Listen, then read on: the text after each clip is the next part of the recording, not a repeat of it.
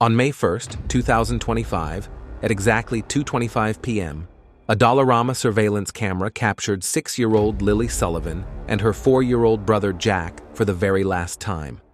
By the next morning, their mother reported them missing from their home in Lansdowne, Nova Scotia. 4 months later, newly unsealed RCMP court documents reveal a disturbing trail of evidence: children's boot prints in the woods, a lone sock, toothbrushes taken for DNA, and deep dives into phone and bank records. Yet the truth of what happened during those lost 17 hours remains hidden. Part 1. The last verified sighting. On the afternoon of May 1, 2025, at exactly 2:25 p.m., a surveillance camera at a Dollarama store in Nova Scotia captured a fleeting, ordinary moment that would later become chilling. In the grainy footage, 6-year-old Lily Sullivan walked beside her little brother Jack, just 4 years old, as the two children followed their mother inside. They looked like any other kids on a spring day, Jack clutching a small toy, Lily glancing curiously at the shelves. Nothing about this brief video suggested that the nation would soon be gripped by their disappearance, and yet it was the last independent, verifiable sighting of the children alive. The official account, provided by their mother, Malehya Brooks-Murray, and their stepfather, Daniel Martell, painted a different picture. According to them, Lily and Jack vanished from the family home in Lansdowne sometime in the early hours of May 2nd. They claimed the children must have slipped out of the house quietly while the adults slept.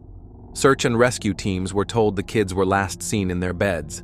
But the surveillance video tells a conflicting story. The world saw Lily and Jack last at Dollarama the afternoon before, not the following morning. That gap, between 2:25 p.m. on May 1st and the moment police were called around 7 a.m. on May 2nd, has become the dark space where truth may hide.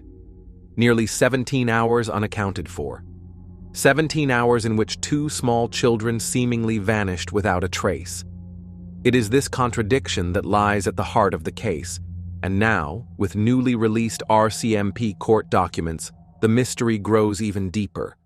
These documents, unsealed after months of secrecy, reveal that investigators weren't content to simply accept the family's version of events.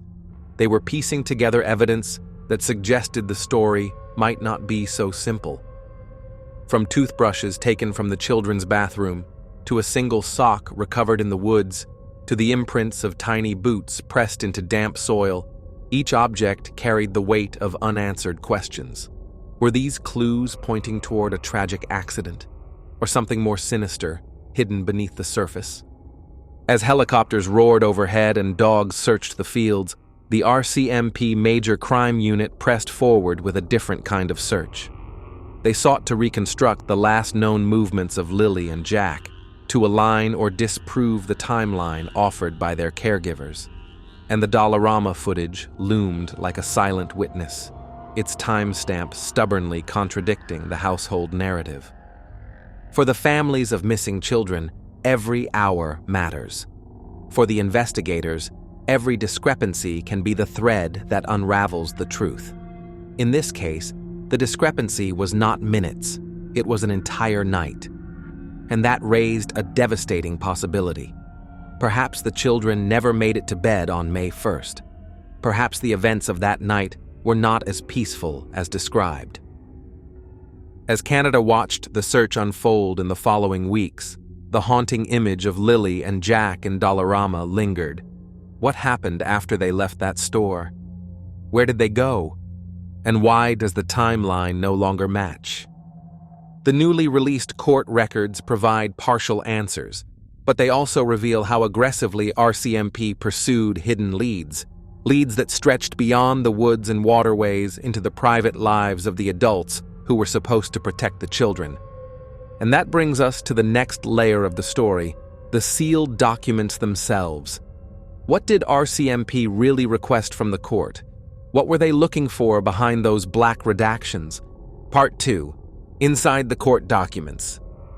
When the sealed court files were finally opened, even in their redacted state, they painted a picture of an investigation far more complex and far more suspicious than the public had previously known. The RCMP had not been content with surface-level searches of woods and rivers. They had gone to court repeatedly, filing 13 separate applications under Nova Scotia's Missing Persons Act, each one a request for access to information that could fill in the gaps of Lilly and Jack Sullivan's final hours. The first detail that jumped out was how carefully investigators gathered even the smallest physical items. From the Sullivan home, police seized the children's toothbrushes. To the casual observer, that might sound trivial, even meaningless. But in the context of a disappearance, toothbrushes are powerful forensic tools, able to provide DNA reference samples, to be matched against trace evidence, and to establish whether the children had last been at home as claimed. Alongside the toothbrushes, police also collected a sock and recorded the discovery of children's boot prints pressed into the soft ground of the woods. Were these the tracks of Lilly and Jack, wandering alone through dangerous terrain? Or were they placed there in another way, deliberately perhaps, to tell a story investigators were not convinced of? Court affidavits reveal that RCMP Corporal Charlene Curl emphasized the urgency of building a verified timeline. Her words are stark. The last time the children's location was independently confirmed was May 1st at 2:25 p.m. on Dollarama surveillance video. That sentence cuts through every rumor, every claim. It makes the discrepancy official, enshrined in a sworn affidavit before a judge. The family's account and the forensic reality did not align. And so, the documents show, RCMP began to probe deeper. They requested cell phone records for both Malehya Brooks-Murray and Daniel Martell, the adults in the home. Why? Because cell towers and text logs could reveal their movements, their conversations, their truths, or their lies during those critical missing hours. They sought banking records, the names of the financial institutions blacked out in the public release. Transactions can tell stories, purchases that contradict alibis, withdrawals that suggest travel, payments that indicate stress or preparation. Police weren't merely following footprints in the woods. They were following digital footprints that could not be erased by weather or time. Another striking application asked for school bus surveillance video from routes near the Sullivan home. At first glance, this might seem like an unusual step. But in missing child investigations, buses and their cameras can provide a wide-angle witness, capturing who was near the property and when. Was there a strange vehicle seen in the early morning hours? Did a neighbor drive by at a critical moment? Or were investigators looking to establish whether Lilly and Jack had ever been seen leaving or approaching their house in those final days? Each request hints at what RCMP privately suspected. They were not convinced the disappearance was simply two children slipping out the door. They were testing every possibility, pushing past the official narrative, and the fact that they needed 12 separate court orders to access private data underscores how aggressively they were chasing answers. Yet much of the public release remains cloaked in black ink. Sections are redacted under reasons like personal information, privileged information, and perhaps most ominously, delayed disclosure. The latter suggests that certain facts are being withheld not to protect privacy, but because revealing them now could compromise an active strategy. For journalists and families, these blacked-out lines only deepen the mystery. What does RCMP know that we don't? And then there are the polygraph tests. Buried in the documents is the fact that both Malehya and Daniel underwent lie detector examinations. The results have not been disclosed publicly, but their inclusion is telling. Police do not request polygraphs without suspicion, and while polygraph results are not admissible in court, they are often used as tools to apply pressure, to test consistency, and to gauge whether further scrutiny is warranted. Did either of them pass? Did inconsistencies arise? For now, the answers remain locked away. To families across Nova Scotia, the very existence of these documents confirms what many had already feared. This is no ordinary missing persons case. This is a puzzle in which even the most ordinary objects, a toothbrush, a sock, a set of boot prints, become pieces of a darker narrative. A narrative in which the last confirmed sighting of 2 children at a Dollarama may hold more weight than the words of the people closest to them. The court files have opened the door just a crack, giving us glimpses of what investigators were pursuing. But the question lingers. If these are only the details the public is allowed to see, what exactly is hidden in the blacked-out lines? And why are RCMP so determined to keep those pieces secret? One thing is clear: these documents are not the end of the story. They are the roadmap of where RCMP has been looking, and perhaps a hint at where they are heading next. The clues are scattered, the timelines fractured, and the truths uncomfortable. Part 3. The RCMP's angle. For months, as Nova Scotians lit candles at vigils and posted the children's faces across social media, the Royal Canadian Mounted Police kept repeating the same carefully measured phrases. In official press conferences, spokesperson Cindy Bayers insisted the case remained a very active, intensive investigation. She told reporters that RCMP had not ruled out any scenario. The children could have wandered off. They could have been hidden. They could, in theory, have been abducted. But then came the caveat: there is no evidence of abduction. It was a phrase that rippled through the community. If not abduction, then what? How could 2 children disappear from their home and never be found by the armies of searchers, volunteers, helicopters, drones, police dogs that combed the forests and waterways in the days following? For many observers, the contradiction was glaring. To say no evidence of abduction while refusing to confirm any other explanation left a vacuum of certainty. And in that vacuum, suspicion grew. Behind the scenes, the court files revealed, RCMP were pushing aggressively into the private lives of the adults in the case. Cell phones, bank accounts, polygraph tests. Yet in public, they remained neutral, almost cautious. Why? Perhaps because they knew how delicate the balance was. Accusing without evidence could collapse an investigation. Revealing too much could tip off those they were quietly scrutinizing. RCMP spokespeople have long been trained in the art of saying just enough. In missing child cases, language is everything. When police use terms like "not ruled out" or "every possibility is being considered," they are not simply hedging, they are signaling. They are buying time, holding ground until evidence either confirms or disproves what they suspect. But the documents hint at the duality of this case. Publicly, RCMP projected a broad investigation. Privately, they were focused, laser-sharp, on contradictions. They knew the timeline did not align. They knew the physical evidence was scant. And they knew, from decades of investigative experience, that children rarely vanish into thin air without someone knowing more than they are saying. Forensic specialists in child disappearances often emphasize a painful truth. When children under 10 go missing, the explanation is almost never a stranger lurking in the night. It is far more often someone within the circle of trust. This fact is not lost on RCMP. Their requests for personal records, their examination of family finances, their quiet polygraph sessions, each step speaks to that knowledge. Still, their public words remained measured. Cindy Bayers wrote in one email response to journalists, "Investigators have and continue to receive forensic results, which they're assessing." Notice the phrasing. She did not say results were conclusive. She did not say they cleared anyone or confirmed anything. She said only that the results were being assessed. It is the language of an investigation still turning stones, still unwilling to show its hand. Meanwhile, the public frustration deepened.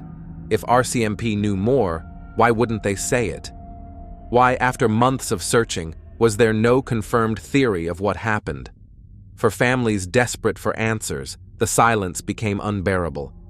That silence was broken only when the children's grandmother stepped forward, demanding a public inquiry.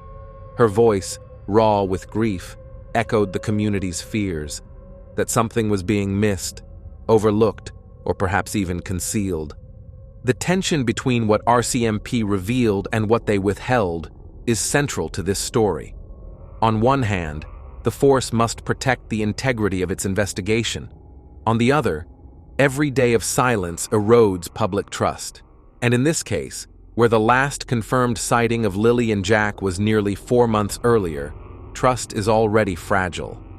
The RCMP's angle, then, is a balancing act. To say enough to reassure the public they are working tirelessly, while saying little enough to preserve the investigation. But in the court documents, in those black bars of redacted text, lies the other half of the angle, the part they cannot yet share. It is there, in those sealed lines, that the true suspicions may lie. Did they see inconsistencies in the stepfather's story? Did forensic tests reveal something troubling inside the home? Did banking or cell phone records point to movements unaccounted for? We do not yet know. What we do know is this: RCMP's refusal to close any door means they are still holding keys we cannot see. For now, the official line remains unchanged. No evidence of abduction, every possibility considered, forensic results being assessed.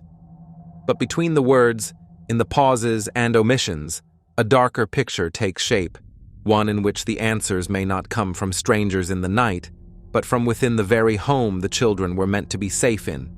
Part 4. The Deepening Mystery. As the public followed search parties combing rivers and forests, RCMP investigators were quietly pursuing an entirely different path, one that led not into the woods, but into the private lives of the adults connected to Lilly and Jack Sullivan.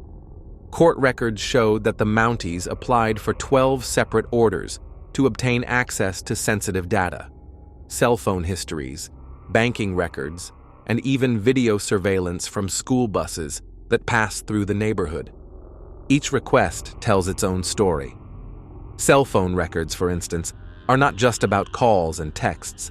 They map movement. They reveal whether someone was home at a given time or miles away. They can show conversations erased from handsets but preserved by carriers. By demanding those records from both the children's mother, Malehya Brooks-Murray, and their stepfather, Daniel Martell, investigators signaled that they needed to test every claim against digital truth. The bank records add another layer. Money leaves traces. An unusual withdrawal, a late-night purchase, a transfer that doesn't fit the timeline, all can point to actions that words alone may conceal. The fact that RCMP believed these records could assist the investigation by identifying further investigational avenues and leads underscores how seriously they weighed financial behavior in the hours surrounding the disappearance. Then there is the surveillance request. Police sought footage from school buses operating near the Sullivan home. At first glance, it may sound routine, but in reality, it is a revealing tactic.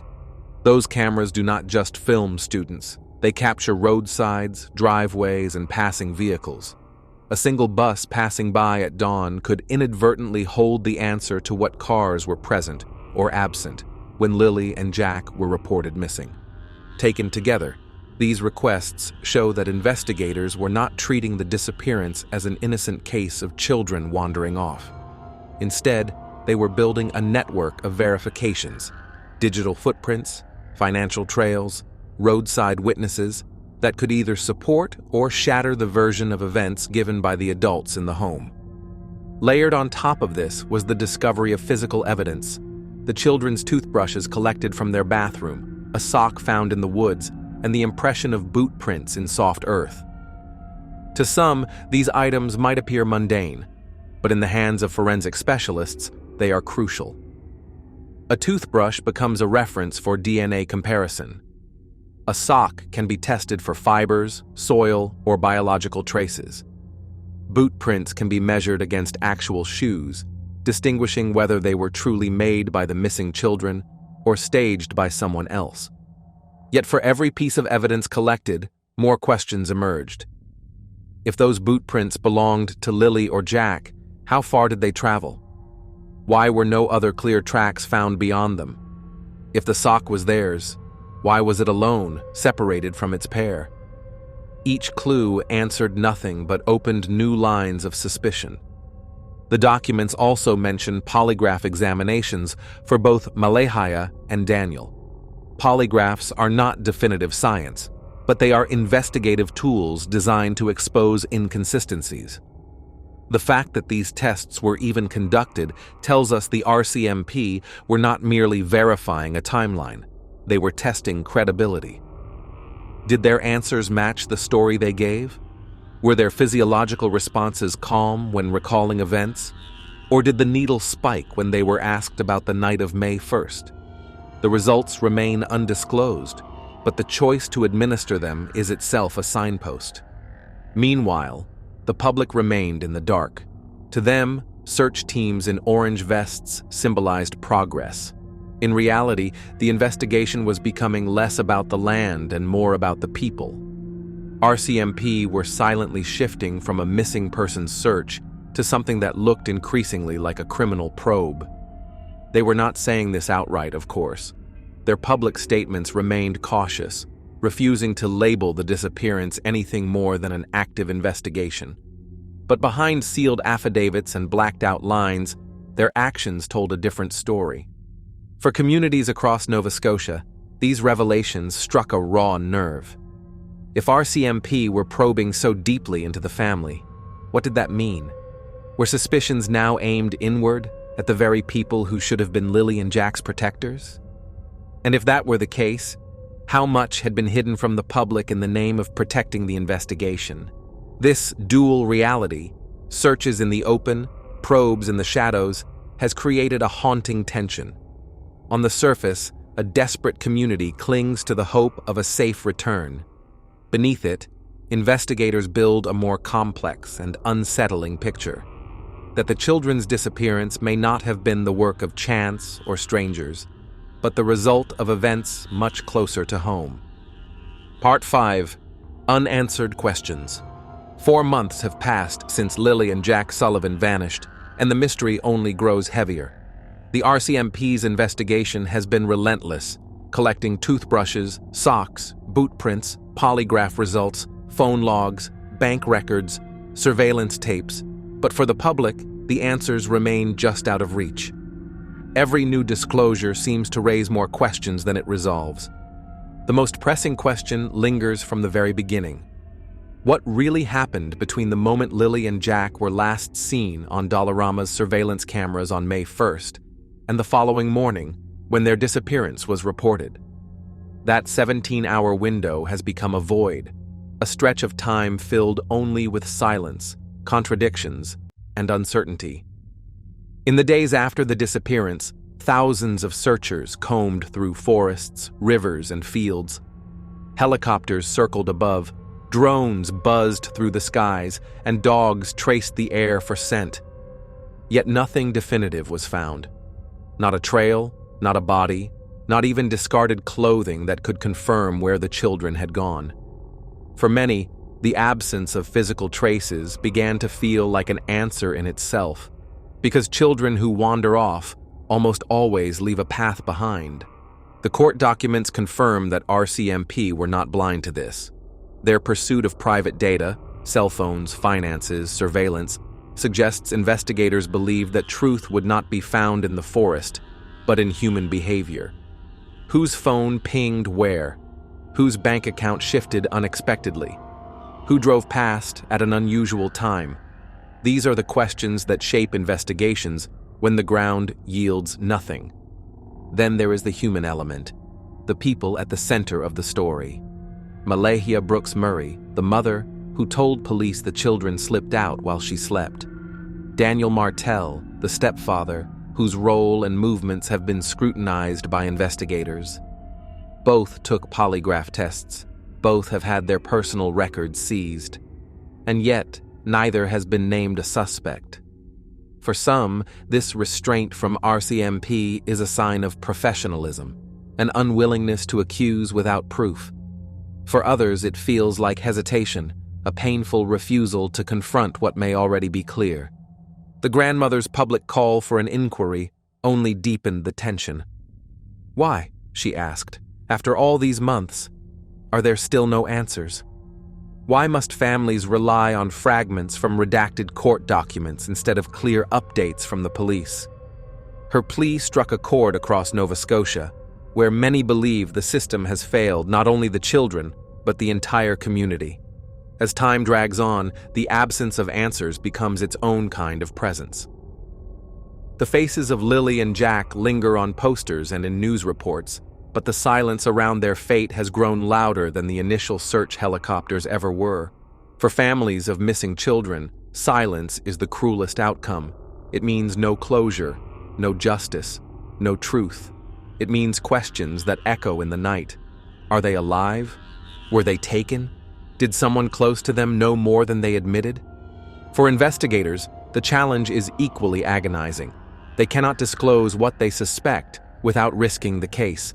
They cannot share what forensic results revealed without jeopardizing future prosecutions. And so, the public sees only the surface: black bars of redactions, cautious phrases in press releases, and an endless insistence that every possibility remains on the table. But the public also sees the contradictions. They see that the children were last confirmed alive on May 1st, not May 2nd. They see that police gathered evidence that suggests something darker than children wandering away. They see that investigators felt compelled to probe cell phones, banks, and surveillance cameras. And they see, above all, that 4 months have passed with no trace of 2 children who should have left footprints, laughter, or something behind. This is the deepening wound at the heart of the case. The truth may already exist in sealed documents, in undisclosed forensic tests, in evidence RCMP cannot yet reveal. But until it emerges, the disappearance of Lilly and Jack Sullivan will remain one of the most haunting mysteries in Canada. The nation is left with photographs of 2 children smiling in better days, and a single haunting timestamp from a Dollarama camera. May 1st, 2:25 p.m. After that moment, there is nothing. And until someone fills that silence with truth, the questions will only multiply. The disappearance of Lilly and Jack Sullivan remains one of the most unsettling mysteries in Nova Scotia. 4 months on, questions still outweigh answers, and the 17 lost hours between their last sighting and the report of their disappearance hang like a shadow. The RCMP continues to investigate, but the silence grows louder with each passing day. If you believe these children deserve the truth, don't let their story fade. Subscribe to True Child Cases for ongoing updates, deep analysis, and untold stories behind Canada's most haunting disappearances. Together, we can keep the pressure for answers alive.